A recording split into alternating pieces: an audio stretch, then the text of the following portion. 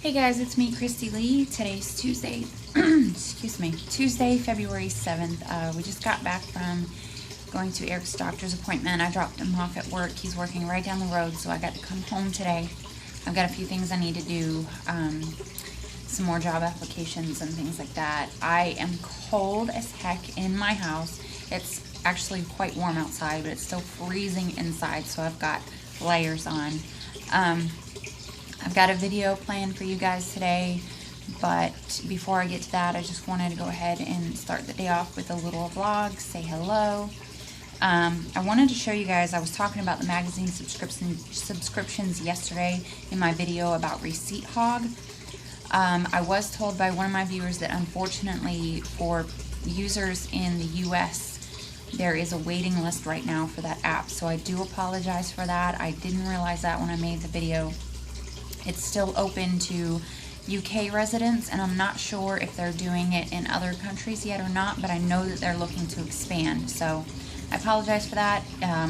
You guys should definitely get on the waiting list if you're interested, because it's definitely worth it. Definitely worth it. So, one of the magazine subscriptions that you can get with your points there is a year subscription to Glamour magazine for 800 coins. And I just wanted to show you some of the samples that came in the Glamour magazine that I'm receiving. I'm not sure how I'm receiving these. It's got to be through one of these services or apps or websites that I use, but I keep getting magazines. I've got tons of them stuck in this little thing over here. But anyway, here's some of the samples that I've been getting in these magazines. So here is a sample of Chanel Blue Serum for skincare. I thought that's pretty cool. So I'm going to give that a try. And then here is a sample of Garnier Skin Active Moisture Balm. It's a decent size sample. It's actually slightly bigger than the sample sizes of their other Skin Active line that I got in my Crowd Tap box.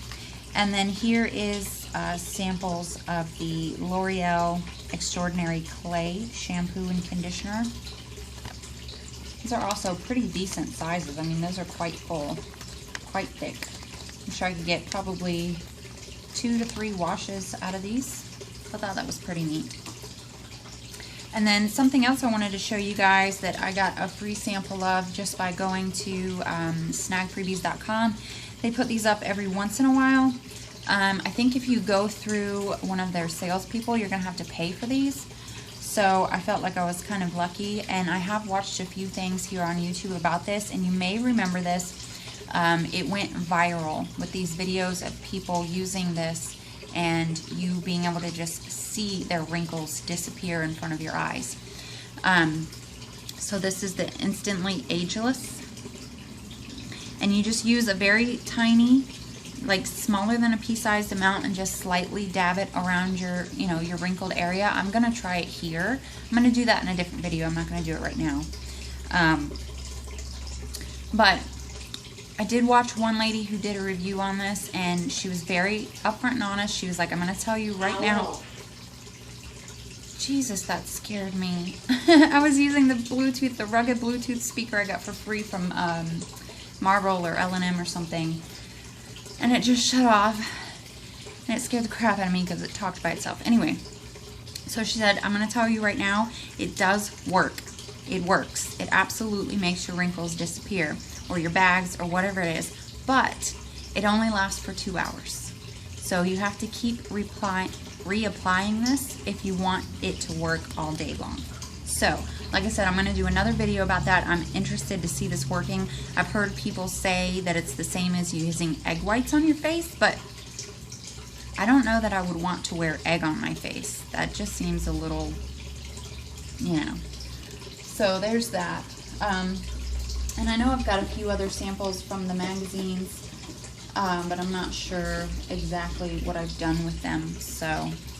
and I wanted to give you guys a little update on how my job search is going. So I've got this notebook where I'm keeping track of all the jobs that I apply for.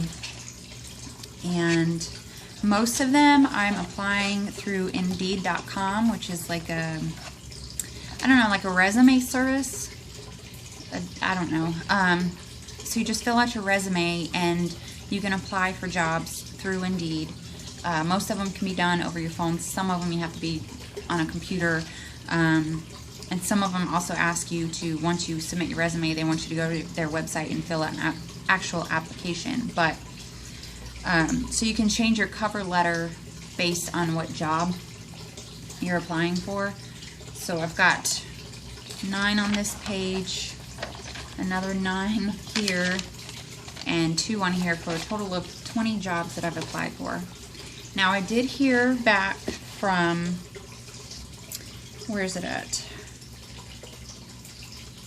I think it was called Westeros or something like that. Watercrest. Watercrest? No, that's not it. It was at the airport for the driver or car cleaning. Oh, Golden Gate of America. Right?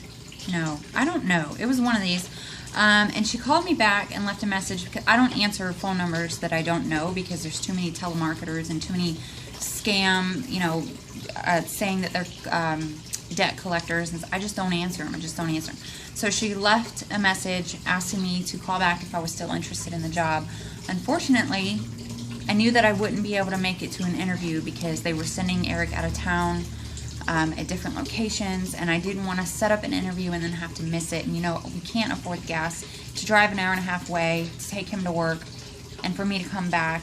And I just don't know right now how I'm going to be able to get a job with the uncertainty, because like yesterday we went to 3 different jobs. Today, tomorrow, and the next day he's probably going to be at the same job, but until he gets his license fixed, I just don't see how this is going to work. It caused so much problems when I was working for Subway, and I just don't want to have to go through that again. I mean, like, I don't want to start a new job and then have to call out the same week I start because I've got to take him out of town, or have to get somebody to cover my shift. It's just, he's supposed to be getting his license fixed with income tax, and I'm really hoping that that goes through and I can actually get a job. I've also heard back from store-to-door delivery, which is just for delivering fruit baskets for the spike in business for Valentine's Day. So I think I'm going to call store-to-door back, so at least I could, you know, make a little money over the next week. And Eric's going on vacation. He gets 1 paid vacation per year. So he's going on vacation next week, and I was thinking while he's off, that'd be a perfect opportunity for me to go and do this. And who knows, maybe they'll like me enough to offer me, you know, a regular part-time job or whatever. You never know. I mean, that's how, when I started at Busch Gardens when I lived in Tampa, it was a seasonal position for the summer crowd, and they liked me enough and they offered me a position to stay there. So I just had someone knock on my door. They're trimming the trees out here on this big oak on our property, and he wanted to let me know that he was going to be pulling behind my vehicle in case I needed to go anywhere. I don't have to go anywhere until 11:45. I'm going to go eat lunch with Eric, and then I'll be coming back home. Hopefully getting some house cleaning done, like I said, filling out some more applications.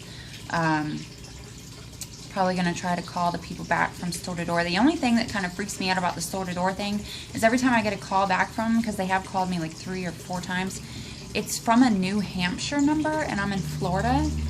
So I don't know if it's like the main office, and maybe they're like private contractors who pick up from certain places and do deliveries. I don't know. I'll figure it out when I call them, but I also wanted to tell you guys that Eric and I were sitting here. It was like 9 o'clock at night, maybe 8:30 at night, and we get a knock on the door, and I answered it, and it's some, you know, younger guy, and he's saying that he ran out of gas right down the road, and that his mom lives just up the street from us, and he was wanting to know if he could borrow some money for gas until tomorrow, and that tomorrow he would come back and help clean up the yard to repay us. I just thought it was really, really weird. You know, to just have someone knock on your door at 9 o'clock at night asking to borrow money. I don't know. Like, I kind of freaked out, and I was like, you're going to have to talk to my boyfriend. And, you know, Eric was like, I'm sorry, I can't really help you. We're struggling too. But he gave him what change we had laying around the house. So I doubt that helped him. But, I mean, would you open your door to a stranger at 9 o'clock at night asking him to borrow money? I mean, he's like handing me his ID, and he's like, I'm sorry to bother you. Here's my ID, so you know I'm not like a crazy person. And I was like, like, what do you do? I mean, we get knocks all the time because we have, you know, like old washers and dryers sitting outside next to the house that we're planning on scrapping once we can load them all up in the truck and stuff. And we have people come by all the time asking if they can take that. Or like when we had the construction dumpster across the street, there's a abandoned convenience store that people are redoing and rebuilding, hopefully opening up soon. They had a big construction dumpster out there, and they had this huge, like, old mechanical equipment or something that this couple and their friend were trying to get in the back of their pickup truck. And the guy came over and asked if Eric would help him load it up. And he's like, I'll come back and give you $10 if you help me. And Eric's like, no, I don't want your money. At first, he didn't even want to help him because it was huge. And he's like, I'm not hurting my back over this. But he did end up helping the guy. But he's like, don't worry about the money, just, you know, whatever. But yeah, so we get knocks on our door for the most random things. We've had a couple people come and ask about the van, which we would like to sell unless Eric wants to keep it to drive around when he gets his license. We got people coming in asking about our chickens. Just a lot of you wouldn't think there'd be so much traffic to our house, but there is, and it can be strange sometimes, especially when it's that late at night. Once it's dark, I don't expect any knocks on my door, so it really freaks us out when that happens. The fish are not doing so good. I am going to do a fish update next week when Eric's off.